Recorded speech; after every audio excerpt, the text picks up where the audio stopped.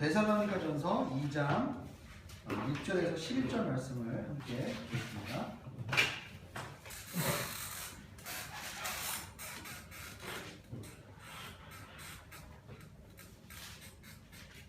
데살로니가전서 2장 6절에서 11절 제가 한번 읽어드리도록 하겠습니다. 저는 우리말 성경이니까요 조금 다르게 쓰여드리겠습니다. 우리는 여러분에게든 다른 사람에게는 영광을 구하지 않았습니다.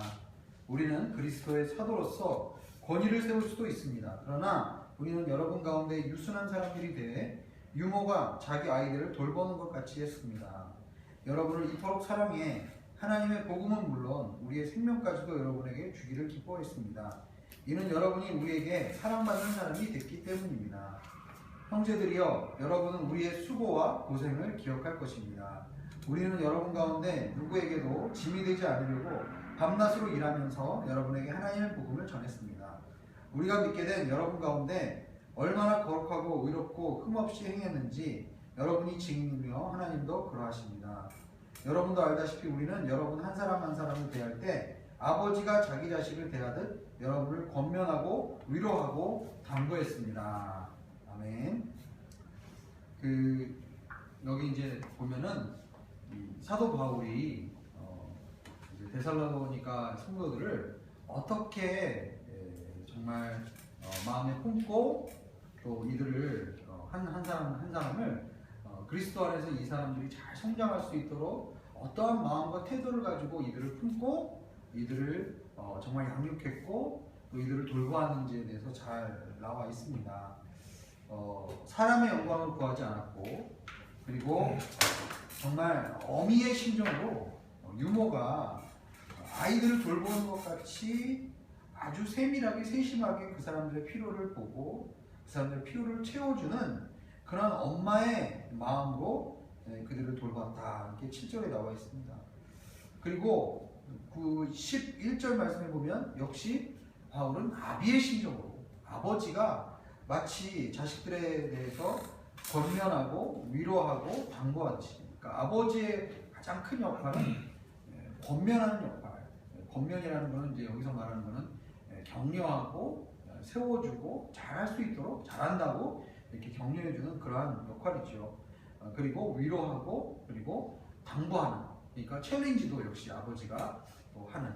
그래서 어떻게 보면 엄마가 아주 소프트하게 위로하고 필요를 채워주고 젖을 먹이고 아이들을 이렇게 키우는 것, 그리고 아빠는 가정에서 바운드를 쳐주고 또 잘할 수 있도록 격려해주고 그리고 버팀목이 되어주고, 그러한 아비와 어미의 심정으로 바울이 그들 가운데서 한 영혼 한 영혼을 품고 그 데살로니가의 성도들을 품고 기도했다. 그들을 그렇게 대했다. 라는 그런 말씀이 나와 있습니다. 목회하면서 저도 가끔 이 말씀을 이렇게 다시 돌아보면서 이 말씀을 보는데요. 우리에게 한 영혼이 정말 하나님 안에서 성장하는 과정을 보면은, 저희들도 이제 예수님 처음 믿고 지금까지 여기까지 온 그 여정을 우리가 한번 생각해 보면 우리 혼자서의 힘으로 우리가 여기까지 온 게 절대 아니라는 것을 우리가 기억할 수 있을 겁니다. 주변에 우리를 위해서 기도해 주시고 또 칭찬과 격려를 아끼지 않으시고 때로는 호된 채찍을 드시고 또 우리에게 비전을 주시고 또 이러한 여러 분들 인생에서 그런 사람들을 우리가 만나면서 우리가 그들의 사랑과 격려, 위로를 통해서 우리가 하나님의 사람으로 이렇게 서가는 것을 볼 수가 있습니다. 그렇기 때문에 우리가 영적인 공동체 내에서 순장이 어떠한 영적인 리더가 되어야 하는가, 어떠한 사람으로 사람들 앞에 서야 하는가, 그리고 우리는 순장이라는 타이틀을 이렇게 우리가 하기 전에 나는 하나님의 사람으로 다른 한 사람을 어떻게 정말 그에 대해서 어떤 마음을 품고 그를 정말 하나님 앞에 세우기를 원하는가, 이런 부분에 대해서 고민할 때 이 말씀이 저에게 준 그런 교훈이 크다라고 생각이 듭니다. 제일 중요한 것은 8절에 나온 것처럼 이토록 여러분을 사랑했다. 생명까지도 여러분 주기를 기뻐했다. 그래서 뭐 저도 마찬가지입니다. 저도 매일매일마다 아침에 새벽 기도할 때마다 제가 기도하는 기도 제목은 뭐냐면, 하나님 우리 성도들을 정말 사랑할 수 있는 마음을 제게 허락해 주십시오. 왜냐하면 제 안에 인간적인 사랑으로 사랑할 수 있는 한계가 있잖아요. 그래서 열정이 막 타오르고 막 사랑이 막 이렇게 사랑의 감정이 막 이렇게 있을 때도 있지만 또 인간이다 보니까 또 사람에게 실망하기도 하고 또 어떤 조직에 실망하기도 하고 또 상황에 따라서 내가 힘들고 지치고 외롭고 이럴 때는 굉장히 또 낙담하고 이런 경우가 있는데 무엇보다도 하나님의 사랑으로 그 사랑으로 하나님의 사랑으로 다른 사람들을 돌보고 섬길 때 정말 사랑을 받은 사람이 사실 변화를 받습니다. 그래서 우리가 순장으로서 할 수 있는 가장 큰 여러 가지 우리의 은사가 다를 수 있어요. 어떤 분은 아주 조직력이 탁월하신 분이 있고 어떤 분은 정말 대인관계가 탁월하신 분이 있고 어떤 분은 성경을 가르치는 게 탁월할 수도 있고 어떤 분은 야외 활동이 정말 강해서 막 이게 선원들이랑 또 다양한 그런 순장님들마다 각 수를 이끌어가는 방식이나 모습이나 모양들이 각 순장님의 개성이나 또 그동안의 인생 경험이나 이렇게 다양할 수 있습니다. 그래서 순이 똑같이 이렇게 성경 공부를 하고 이렇게 해주십시오라고 해도 순모임이 다 다른 모양으로 나타날 수가 있어요. 그거는 그 순을 인도하시는 순장님의 개성과 은사와 성향과 그동안에 이렇게 자라왔던 배경이 다 다르기 때문에 똑같을 수가 없죠. 그러나 우리가 동일하게 가져야 되는 것은 무엇이냐면 순원들을 향한 정말 하나님의 사랑을 날마다 갈구하고 나의 힘으로는 그들을 사랑할 수 없습니다. 그래서 하나님의 사랑으로 마치 아비가 자식을 돌보는 것처럼 마치 어머니가 이제 사람들을 정말 목양하고 또 키우고 정말 이렇게 돌보는 것처럼 그러한 마음으로 우리가 함께 정말 섬겼으면 좋겠습니다. 그래서 제가 오늘 이 순장에 대해서 우리가 생각해 볼 때 과연 이런 부분에 대해서 우리의 마음속에서 먼저 그런 부분들이 먼저 준비가 되어 있어야 되지 않나 이렇게 생각을 합니다. 자, 그러면 오늘은 온누리교회의 순과 그리고 순장의 역할에 대해서 한번 같이 나눠보도록 하겠습니다. 꼭 온누리교회라는 것을 타이틀 앞에 붙여서 꼭 왜 온누리교회만 그렇게 하느냐 이거라고 얘기하실 수 있는데 일단 성경적인 근거가 있어야 되겠죠. 성경적인 근거와 어떤 베이스가 있고 그리고 온누리교회가 그동안 28년 동안에 순이라는 모임을 하면서 그동안에 배웠던 노하우나 그 조직만의 독특한 문화가 또 있습니다. 그래서 그러한 순에 대한 그러한 그동안의 온누리교회 사역에 대한 것들을 잠깐 소개하고 그리고 한 가지 제가 이제 전제를 달아야 되는 것은 온누리교회에서 그렇게 했다 하더라도 우리 온누리교회 아부다비에 모여 계시는 성도님들의 정서와 또 생활 패턴과 삶의 니드가 다르기 때문에 이것을 그대로 100% 적용하기는 어렵다. 다만 그러나 핵심적인 그러한 원칙과 원리 그리고 스피릿을 우리가 잘 이해할 때 바뀌어져 있는 지금 다양한 우리의 상황 속에서 이것들을 적용할 수 있지 않을까라는 생각을 합니다. 온누리교회가 맨 처음에 세워졌을 때 온누리교회는 이 세 가지 공동체를 추구했습니다. 온누리교회가 생각하는 공동체의 모습이란 어떤 공동체냐? 첫 번째로는 예배 공동체예요. 예배 공동체란 예배라는 것은 아시다시피 요한복음 4장에 아버지께 예배하는 자를 주님께서는 찾으신다고 했습니다. 예배의 다양한 형태나 형식이나 또 예배의 다양한 모습들이 교회마다 다 다를 수 있죠. 그래서 요한복음 4장에 나오는 그 사마리아의 그 수가성의 여인도 예수님께 예배에 대해서 질문을 했었습니다.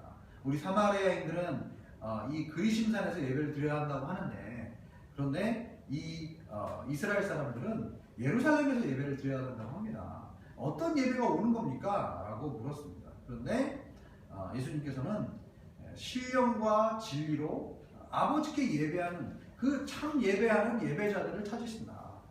그러니까 예배는 단순히 형식이나 어떤 조직의 어떤 모습이나 이런 것도 물론 있지만은 근본적으로는 하나님 아버지를 만나는 것이다.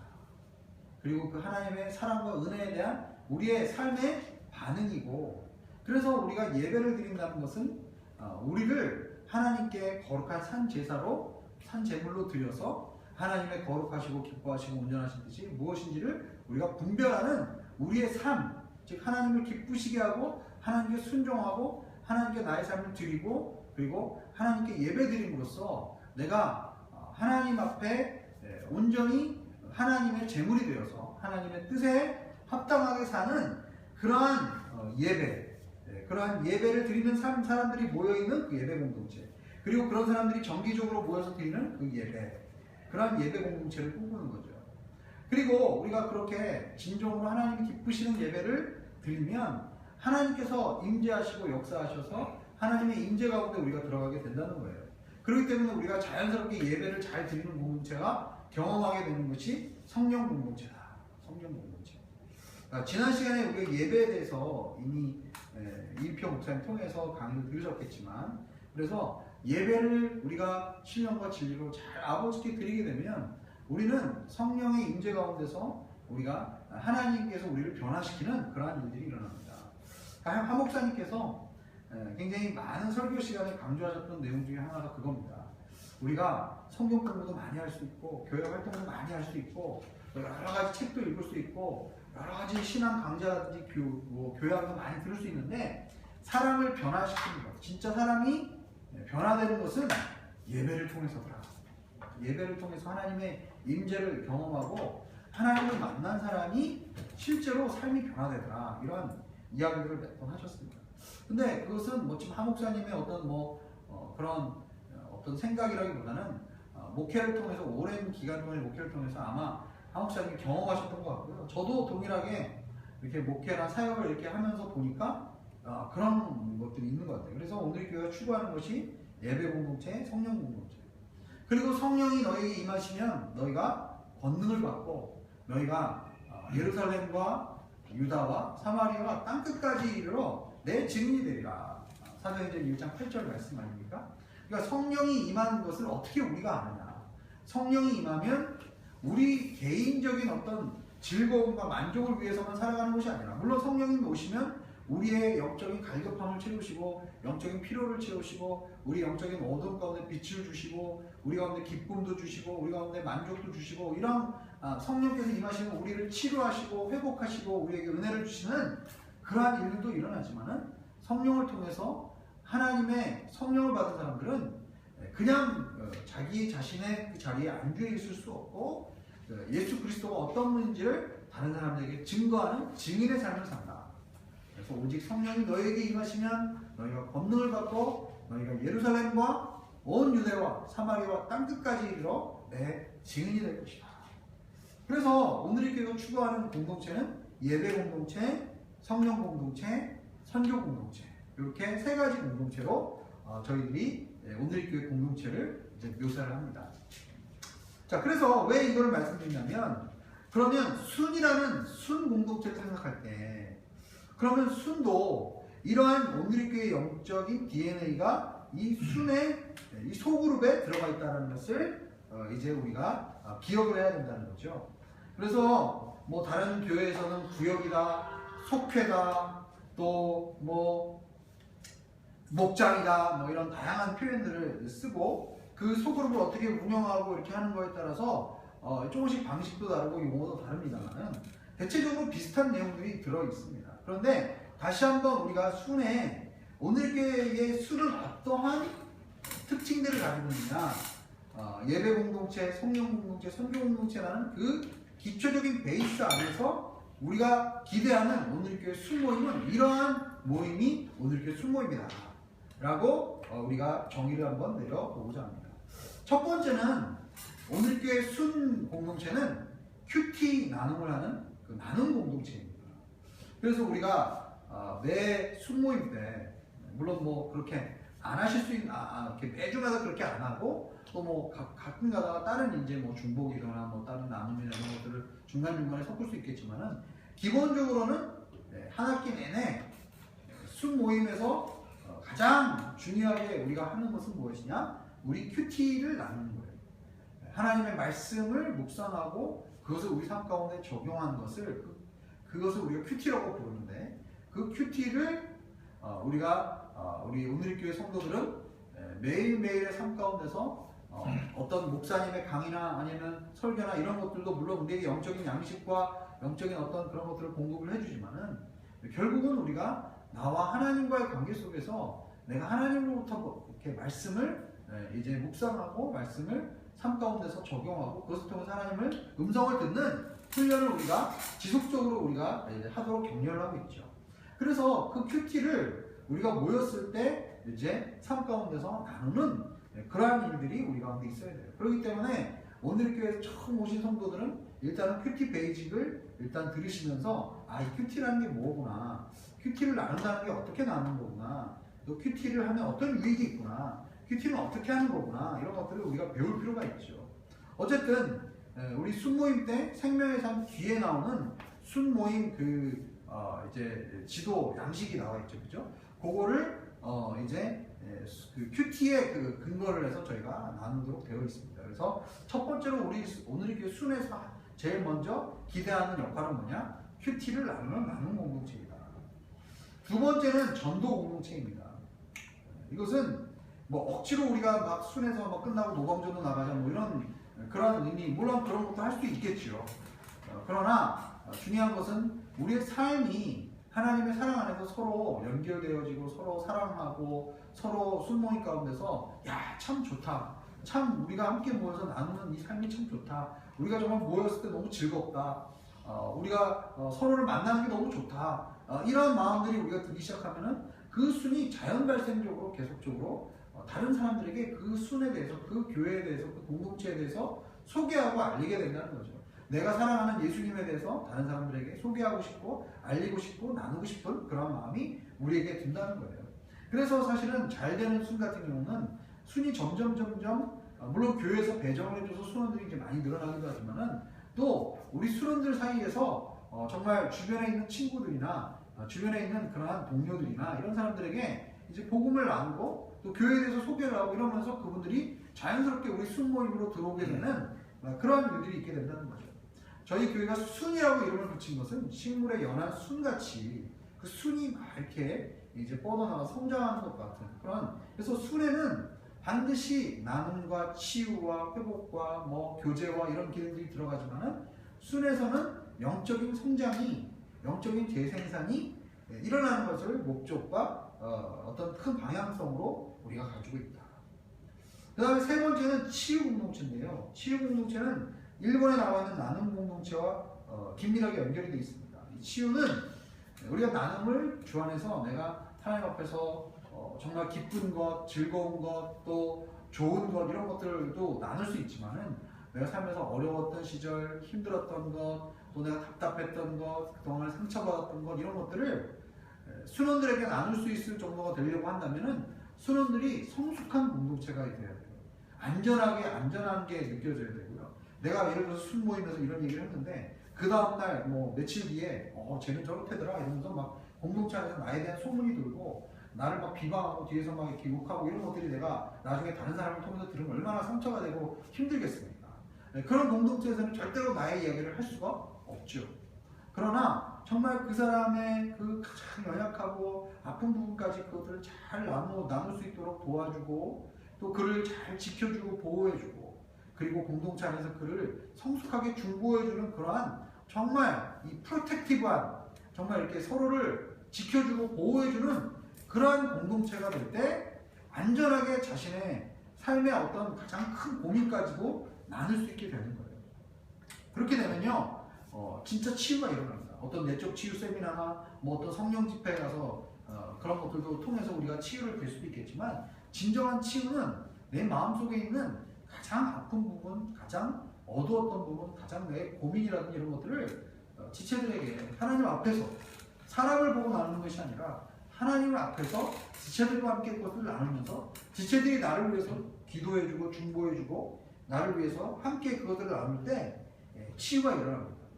제가 이 선교사 훈련 과정에 이제 있다 보니까 제가 주로 상담하시는 상담 치유사들을 많이 이제 저희들이 만납니다. 그러면 얘기를 해보면은 그분들의 이야기도 마찬가지예요. 자기의 내면 안에 있는 갈등과 과거의 상처와 어려움들을 잘 보호된 그 공간 안에서 카운셀러나 아니면 공동체 안에서 그것을 나누기만 해도 굉장히 큰 치료의 효과가 일어난다는 것을 이 심리학 전공하시는 분들이나 실제로 그쪽에서 일하는 분들이 얘기를 해주세요. 그래서 선교사님들이 안식년 때 이제 5년에 한 번씩 이제 본국으로 돌아옵니다. 안식년. 그래서 저희들이 꼭 하는 게 뭐냐면 디브리핑. 브리핑은 이제 이게 뭔가를 이렇게 정리한다는 거죠. 근데 그것은 D라고 하면 디브리핑, 그것을 이제 반대적인 얘기죠. 그래서 이렇게 짧게 했던 그 경험들을 길게 이제 늘어놓고 쭉 이제 풀어서 나눈다라는 그런 의미를 갖고 있다라고 제가 들었습니다. 그래서 디브리핑이라는 시간들을 통해서 자기가 선교지에서 있었던 그 여러 가지 사건들 있잖아요. 이런 것들을 사실은 다른 사람들 앞에서 충분하게 시간을 주고, 그리고 나름대로 좀 정리한 상태에서 그것을 쭉 나눠보도록 하는 거예요.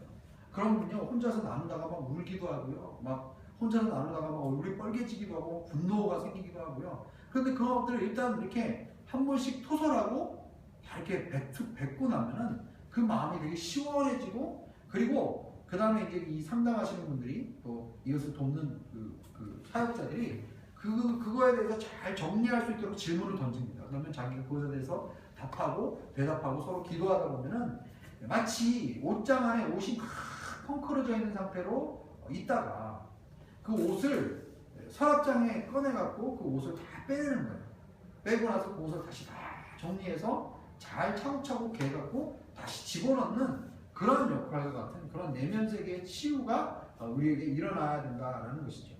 그래서 순모임이 뭐 100% 그런 기능을 다 감당은 못하겠지만은 주님 안에서 순장의 역할 중에 가장 큰 역할 중에 하나가, 저는 제 생각에는 순장의 역할 중에서 제일 좋은 순장은 어떤 순장이냐, 자기가 말을 잘하고 자기가 막 사람들과 말씀을 잘 나누고 막 사람들한테 감동을 주고 막 설교같이 막 은혜 도전을 주고 이런 순장이 잘하는 순장이 아니라, 오히려 나는 그런데 은사가 없어서 사람들의 이야기를 잘 경청하는 거 있잖아요.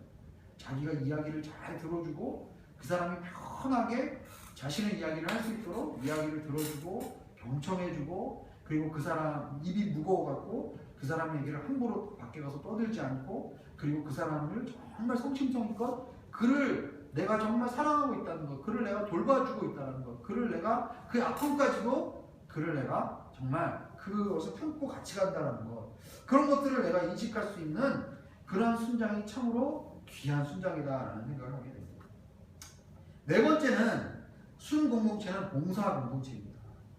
순의 모든 우리 교회의 어떤 이 봉사라든지 사역이 사실은 몇몇 그냥 사람들에 의해서 진행될 수 없는 성격의 일들이 많이 있습니다. 그래서 우리가 이 순을 통해서 각 소그룹별로 할당된 그러한 봉사의 섬김의 일을 통해서 교회 전체 행사에 같이 참여하고 섬기는 그러한 봉사의 역할도 감당하게 됩니다. 그래서 저희들이 2주에 한 번씩 순장 공부를 할 때 저희들이 주요하게 다루는 내용 중에 그 주에 나눌 성경 말씀에 대해서 서로 공부하고 나누는 시간들도 있지만은 교회 전체적인 소식과 안내 그리고 광고 사항들을 또 순을 통해서 전달하는 아주 중요한 역할이 있습니다. 그래서 순장님들이 순모임 할 때 교회 전체적으로 지금 어떤 일들이 진행되고 있고 교회가 지금 어떤 방향으로 가고 있고 어떤 행사가 있다, 이런 것들을 다른 순원들에 비해서는 잘 알고 계셔야 됩니다. 그래서 교회 이제 성도들이 이제 이런 일이 있다면서요, 뭐 어떻게 이걸 신청해야 되죠, 뭐 어디 가서 뭘 해야 되죠, 이렇게 물어보면은 그런 것에 대해서 순장님들이 잘 대답해 주실 수 있으면 참 좋겠다 생각이 듭니다. 다섯 번째는 순장님들은 한마디로 얘기하면 소그룹의 목회자라고 해도 과언이 아닐 겁니다. 왜냐하면 그 소그룹의 무리들을 잘 목양하고 그들을 잘 케어하는 그러한 역할을 하셔야 되는데, 저희 교회 같은 경우는 새가족들이 많이 찾아옵니다.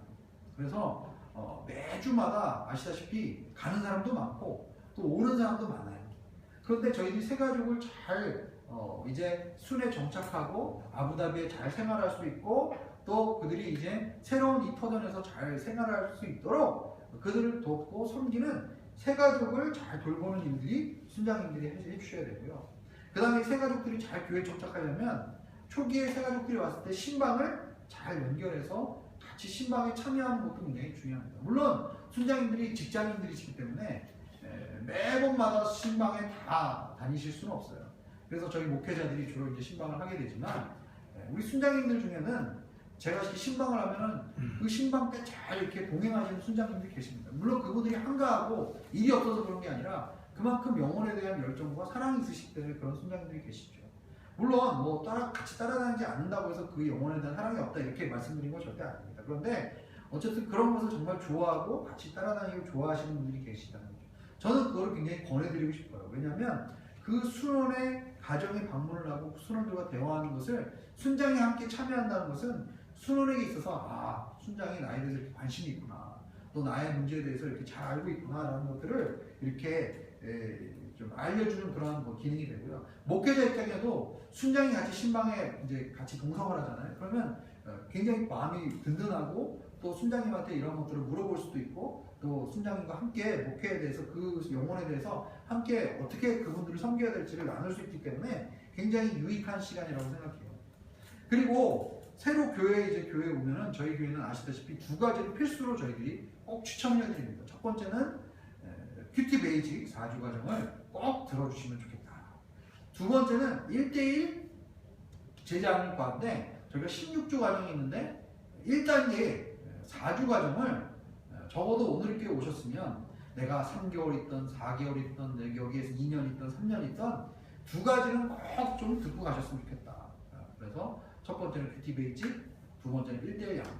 그래서 우리 순장님들이 이분들의 영적인 상태나 상황들을 보시고 그리고 이분이 만약에 1대1을 안 받았다, 이분이 만약에 큐티 베이직을 수련 안 했다 이렇게 생각하시면 이제 이렇게 매번 뭐 푸시할 수는 없죠. 그러나 이렇게 잘 이렇게 인도를 하셔서 그분들이 이렇게 큐티나 1대1을 좀 받음으로써 잘 이렇게 할 수 있는 그러한 역할을 담당해 주십니다. 그래서 저희가 생각하는 이 순의 역할, 순의 어떤 모습은 이러한 공동체라고 볼 수가 있습니다. 혹시 질문 있으세요?